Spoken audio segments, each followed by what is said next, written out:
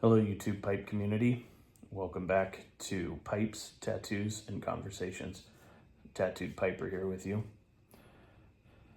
I'm going to be reviewing Haunted Bookshop by Cornell and Diehl. This is my first review ever. Now, I am trying to watch other reviewers and kind of see how they do their content, I guess. And I don't want to rip anybody off or take from anybody. So my goal is to kind of do my own thing, just be myself. So I got Haunted Bookshop from my local brick and mortar owner. He loaded me up. I got an ounce of it here, and I'm going to do this review. As I said, it's my first review. This is kind of off the cuff. I don't really have a lot of time to plan my videos. I am a father of 3 children, work a full-time job. My wife works a full-time job and is in college. And so we have a lot going on, and I do I do these whenever I have the time, whenever I have a chance to do it. So anyway, I'm gonna get the tin note here, or jar note as it were in my case.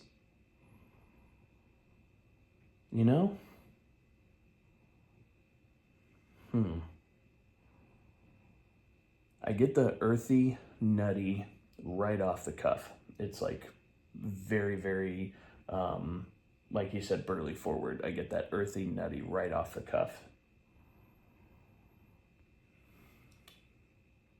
But I smell a little hint of breadiness. I guess you could say not like buttered bread, but like toasted bread, maybe without the butter. I get that in this. And then definitely, if you keep your nose in here, you definitely get that prune, sweet, raisiny kind of a note. And it smells really good. Let me tell you, this is really good. It kind of reminds me of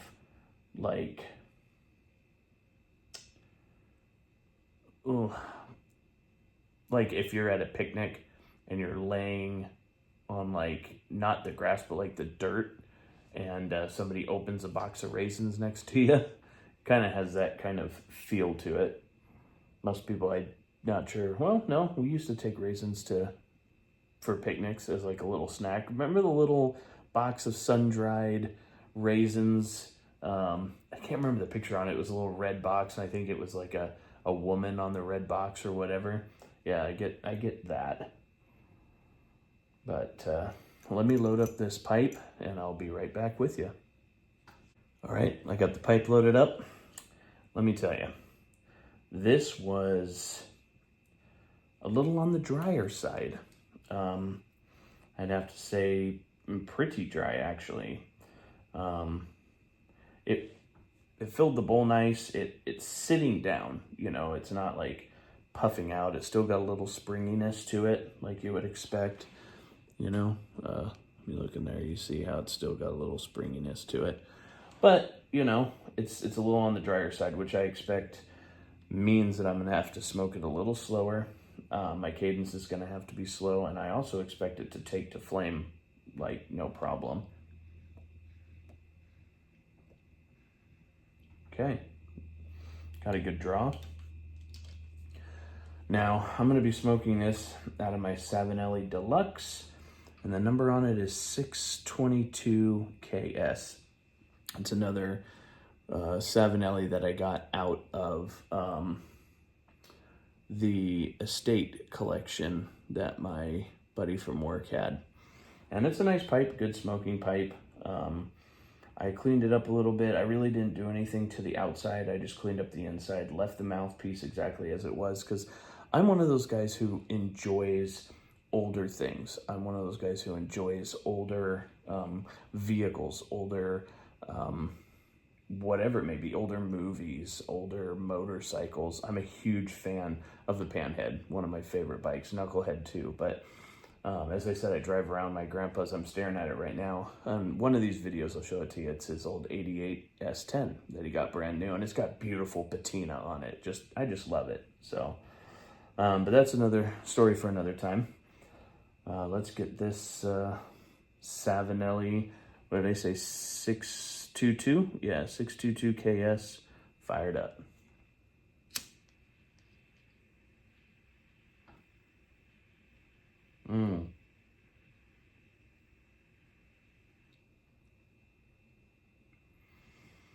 You know, it didn't rise that bad.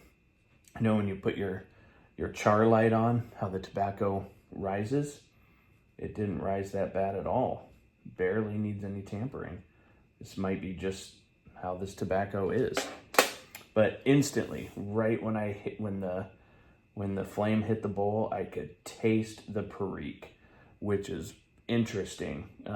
In the smell of it, the tin note, the Burley is definitely forward, but when you light it, the perique comes out instantly. We'll see how it does as I get through this bowl.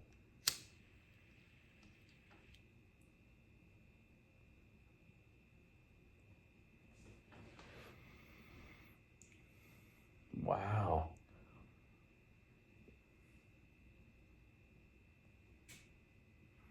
That is really smooth. Really smooth. Man, I don't see how Ellen Harrelson doesn't like this blend. I mean, everybody has their own thing, but this is really good. I'm not a Burley guy, but this is amazing. Of course, I do love perique. Perique is one of my favorites. Have you guys ever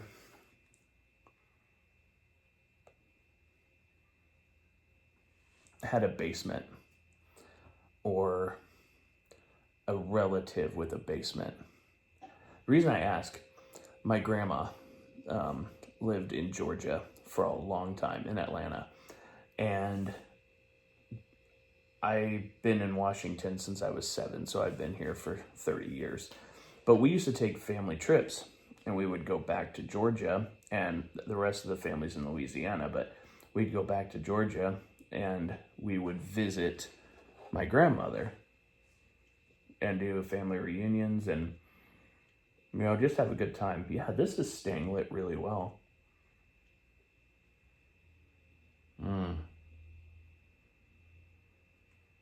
The perique in here is amazing. Side note, it being as my family's from Louisiana, that's probably why I like perique. But yeah, so my we'd go back, and my grandma had this basement, and when I was about 10, 11 years old, I remember opening the basement and seeing it for the first time,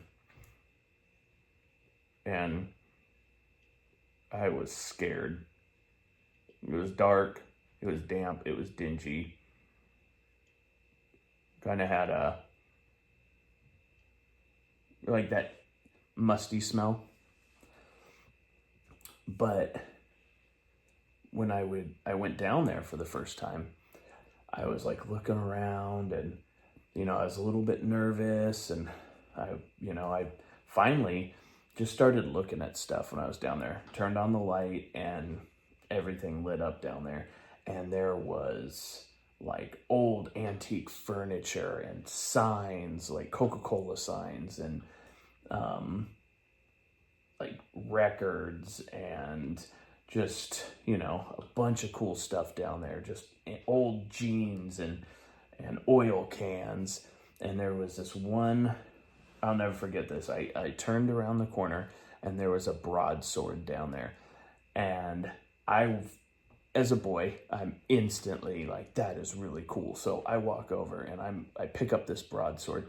Well, I try to pick up this broadsword. The thing must have weighed 50 pounds. Well, to me, it felt like 50 pounds. But it was really heavy. I could barely lift it off the ground. And I couldn't even get it out of the sheath. It was like either stuck in there, like rusted into the sheath, or I have no idea. I'd never seen a broadsword. I'd never used one. So, but the more time I spent down there, yeah, it went out. The more time I spent down there, the more stuff I found.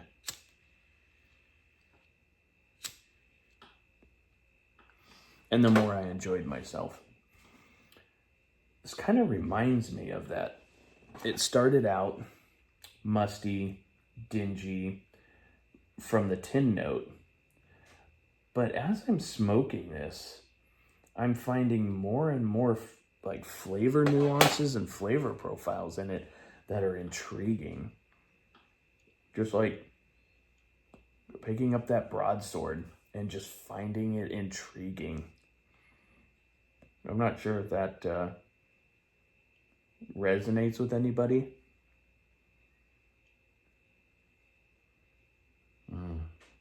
That's what I get when I'm smoking this. Now, I just lit it, so I'm going to have to get through a little bit more of this bowl, and we'll come right back. I've gone through about a quarter of the bowl.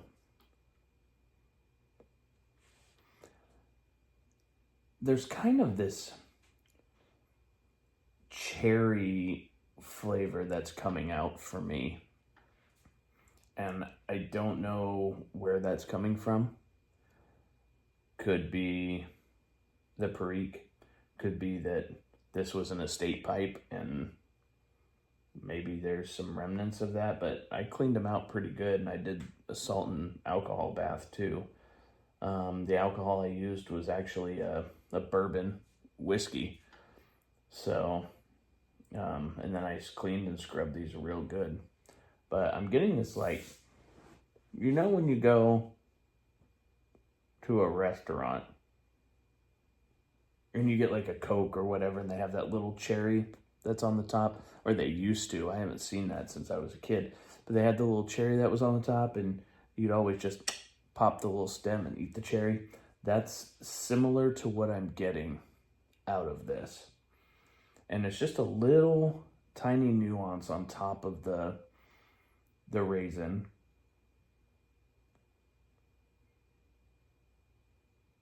But still, that earthy, like walnut is still just the main presence in there. But yeah, it's kind of like, this blend is like a full meal deal blend. It's super dark. Super, super down here. Like very, very dark, but very good. Interesting. Let's see if I can get a little further into this bowl. About halfway through now.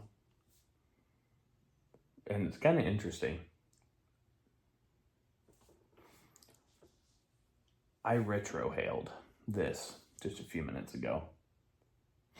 And I still have peppercorn in my nose.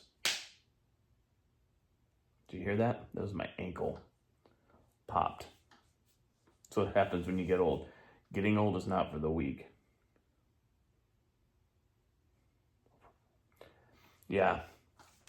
Oh man, retrohaling this it's really strong to retrohale this. You get a really, really intense, like just bite, like the peppercorn bite. It's just intense on retrohaling.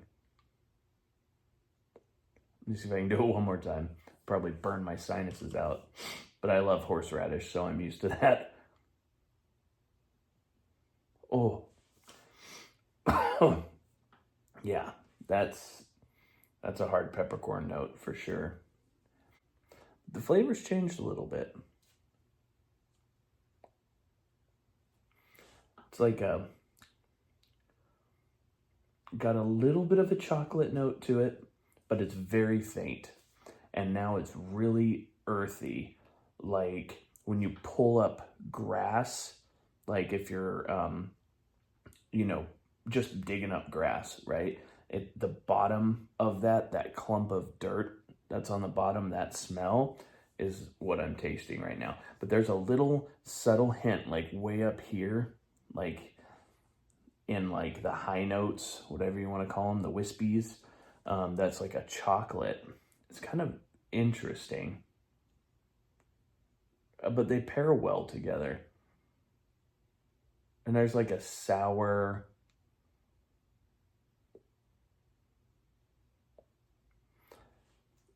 just like a little hint of a sour note, but not bad. Like just a tiny little hint, but it's really pairing nice with this, with the nuance of the grassy dirt, and then the peppercorn when you retrohale. Ooh, that was a bite. That was a bite for sure.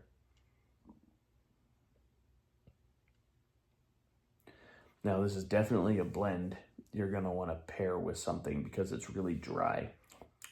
It's like some water, something like that.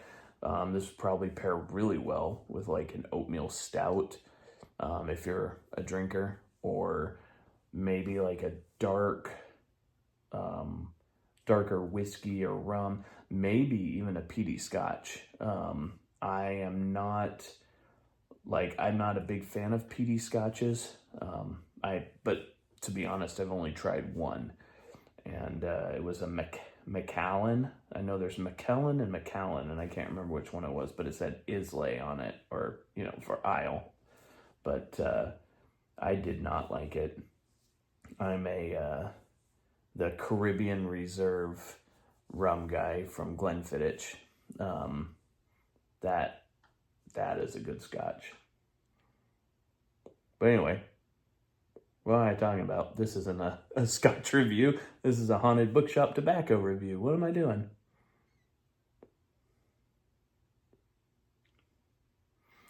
Yeah, this is very tasty, very earthy, very good. As I've gotten to the middle of the bowl, the raisin and the sweetness is gone. And I don't know if I'm getting it too hot, and so I'm missing those little flavor nuances, or if it's just how it's changed.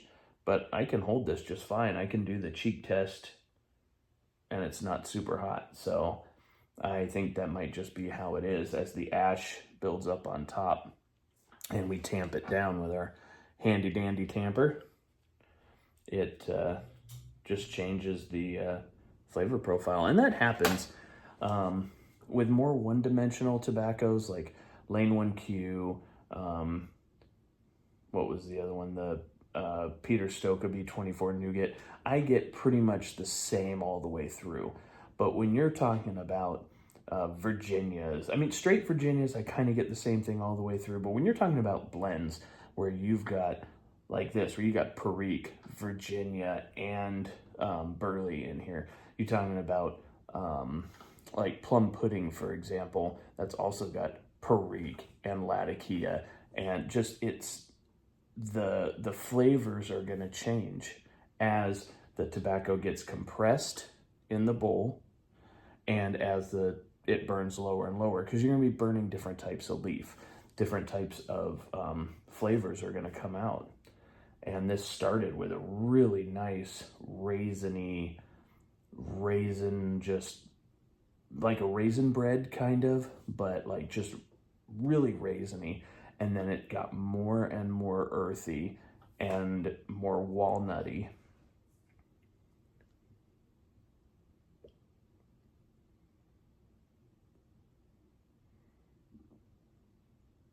But the nice thing is I can sit here and have a conversation and it won't go out.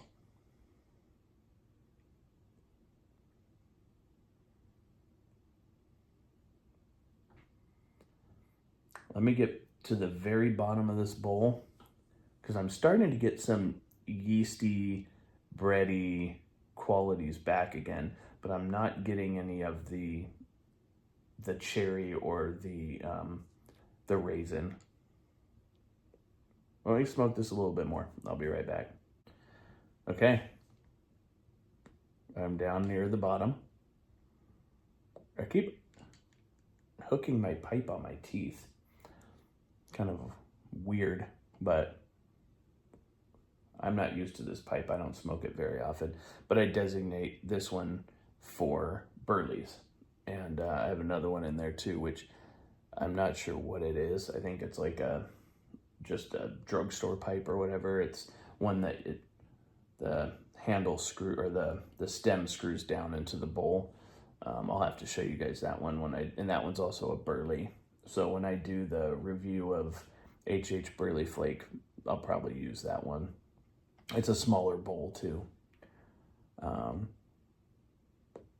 But yeah, I've gotten down more toward the bottom of this, and it's now just more smoky, earthy, but there is a yeasty quality that has come out near the bottom of this bowl. And it's not bad. It pairs really well with it. I keep saying pairs, but I'm not pairing tobacco with tobacco, so. But it goes really well. That nuance that's in there, it's really, really good. Almost like a sourdoughy. Maybe that's what it is. Maybe that's what's in the back of my mind. It's like a toasted sourdough with Raisin Bran for breakfast. Maybe that's kind of like what this whole pipe reminds me of. Just a breakfast of Raisin Bran and toasted sourdough. Without the butter, though. There's no creamy, buttery in this, to me. I mean, you might get some. Anyway. Yep. Pipe's going out, so I'm definitely near the bottom. If you enjoyed this review, please give it a like. If you want to subscribe to my channel, please do so. I'm doing this for fun. I'm not doing this for any monetary reasons. I'm just putting my taste buds and my body on the line for all of you. You're welcome. Well, I hope you guys have a great weekend. It's Friday night. I'm going hiking with my dad tomorrow, so that's going to be real fun. So yeah, hopefully everybody has a great weekend, and cheers.